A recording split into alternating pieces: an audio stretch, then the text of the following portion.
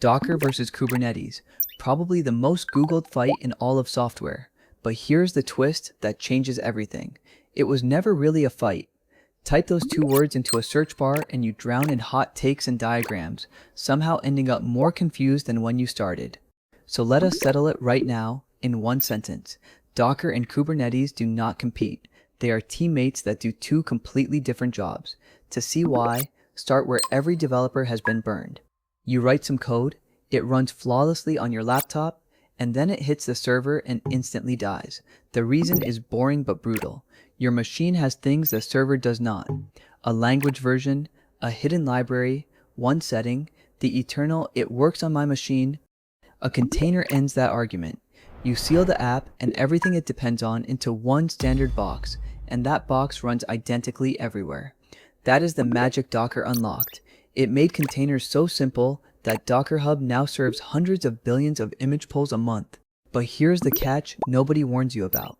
One container on one machine is not a system.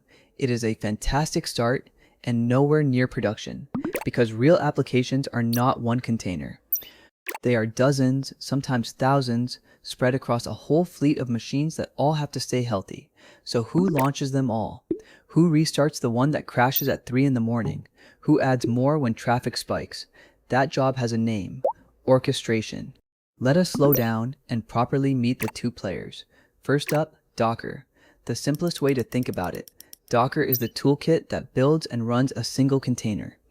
It takes your app and freezes it, along with its whole environment, the runtime, the libraries, the config, into one portable artifact that behaves the same on any machine that can run Docker. It all begins with a Docker file, a short, plain text recipe. You pick a base image to start from, copy your code in, install the dependencies, and state the one command that launches your app. That is it. A repeatable blueprint anyone on your team can build. Run Docker build, and that recipe becomes an image, a frozen, read-only snapshot of your app and everything it needs. It is stacked in layers, so shared pieces are cached and reused, which keeps images fast to build and cheap to ship around.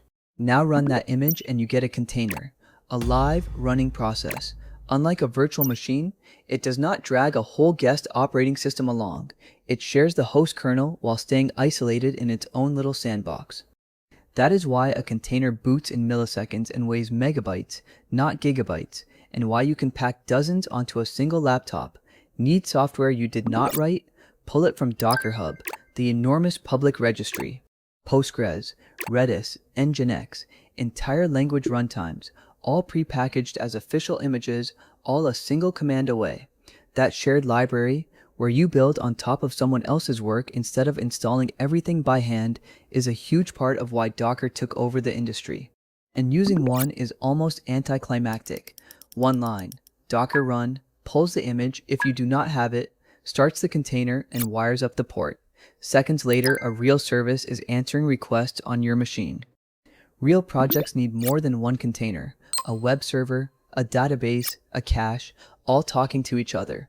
Docker Compose describes that whole set in a single file and starts them together, already wired up, on one machine. And there's the ceiling. Everything Compose does still happens on that one machine.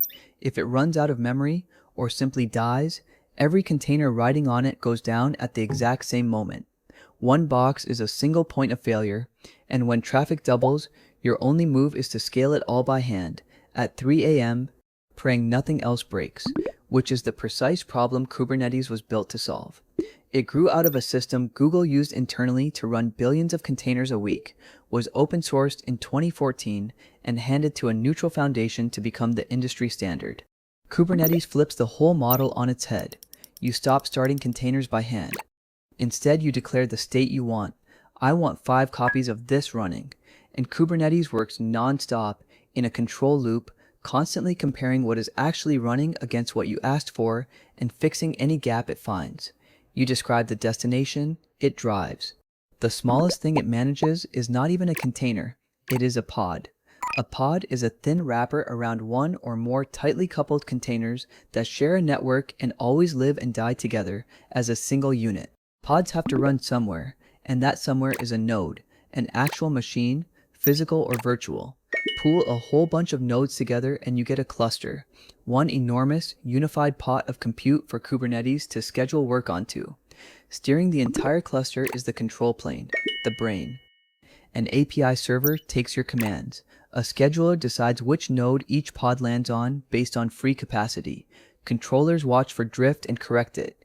And a key value store called etcd remembers the desired state of absolutely everything. Here is where it truly earns its reputation. Kill a container and Kubernetes notices within seconds. Desired 5, sees 4, then spins up a fresh replacement to get back to your count. A whole node can catch fire and its pods simply reappear elsewhere. Nothing pages you at 3 a.m. It heals itself. When a wave of traffic hits, it scales on its own, launching extra replicas as load climbs, then quietly retiring them once the rush fades, so you pay for roughly the capacity you actually need and not a server more. Shipping a new version is just as calm. Kubernetes rolls it out pod by pod with zero downtime, watches the health checks as it goes, and if the new build starts misbehaving, it rolls the whole thing back automatically. It also tames the networking nightmare. Pods come and go with ever-changing addresses, so a service gives them one stable name and front door, and load balances every incoming request across whichever copies happen to be healthy right now. Your other apps just talk to the service and never worry about the churn behind it. Put it all together and you see why Kubernetes won. By 2025, 82% of container users were running it in production, up from 66% just 2 years earlier. It has quietly become the operating system of the cloud, so watch the whole versus quietly collapse. Docker builds the box and hands it over. Kubernetes takes thousands of those boxes and runs the fleet, placing them, healing them, scaling them. 2 different jobs, one smooth pipeline. But you have almost certainly seen the scary headline. Kubernetes is dropping Docker, back in 2022. It got read as your Docker images are about to stop working, and it set off a small, unnecessary panic. Here's the truth.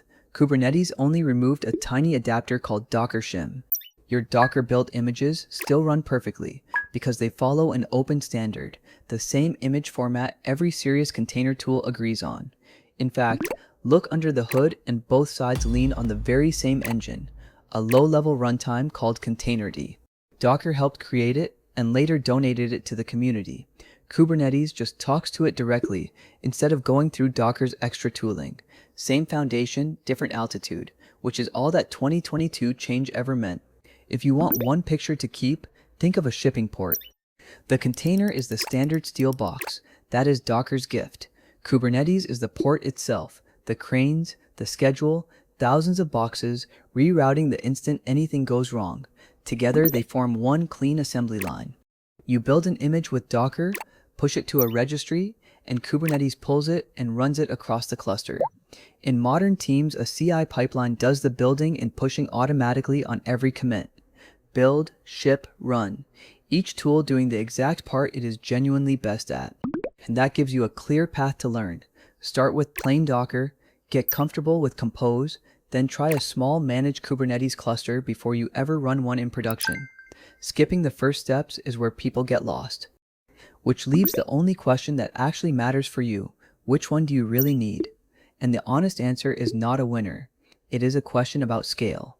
Building a side project, a simple app, or a CI pipeline.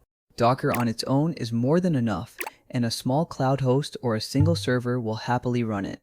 Reaching for Kubernetes at that size just buys you a mountain of complexity you are not going to use, and a cluster to babysit for no reward. Running many services, real traffic, and uptime you genuinely cannot afford to lose, that is the exact moment Kubernetes stops being overkill and starts earning every bit of its complexity. So stop asking which one wins. Learn Docker first, get comfortable, then grow into Kubernetes when your scale truly demands it. They were never rivals. They are a stack you climb. If containers finally make sense now, subscribe for more deep dives that turn intimidating tech into something simple. I will see you in the next one.